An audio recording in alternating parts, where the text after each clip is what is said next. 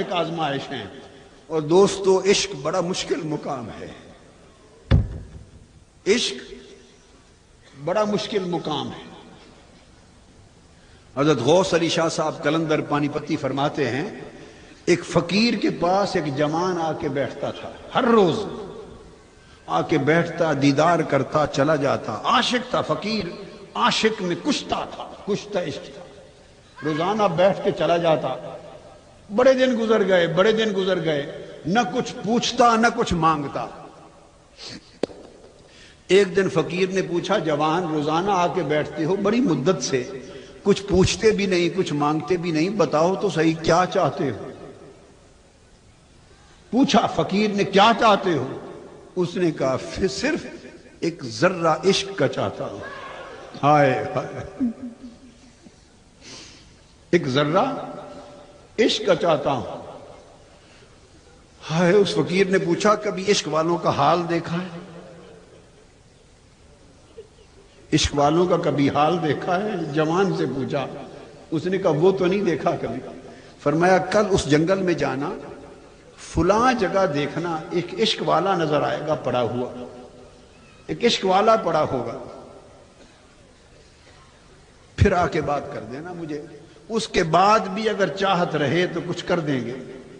وہ جوان جو جنگل میں گیا، اس جنگل میں اس مقام پر دیکھا کہ ایک اور جوان اس کے جسم کے ٹکڑے ہو کر منتشر ہوئے پڑے،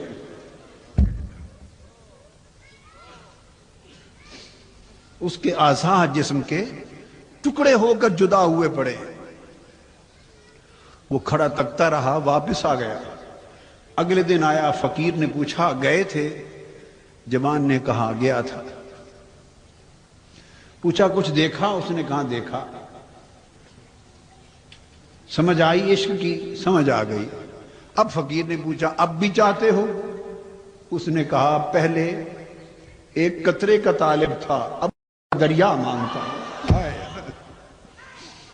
پہلے قطرے کا طالب تھا، اب پورا دریا مانگتا ہوں۔ اس عاشق کے ٹکڑے ہوئے ہیں، میں خود کو جلا دینا چاہتا ہوں۔ عشق کے لیے بڑا ظرف چاہیے، آزمائش ہر ایک کی اس کے درجے، اس کے مطلب، اس کی طلب اس کے ظرف کے مطابق ہوتی ہے۔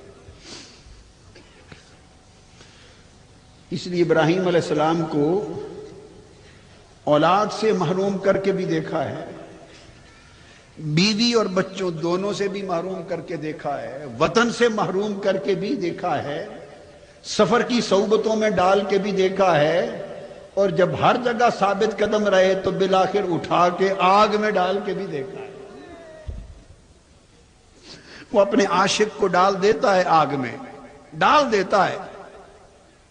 اس کا امتحان تو ہو گیا جب وہ آگ میں پڑ گیا، اور جب آگ میں چلا جائے اور آگ جلانے لگتی ہے تو حکم بھی دیتا ہے خبردار، آگ میرا عاشق ہے، جلانا نہیں، میرا عاشق ہے۔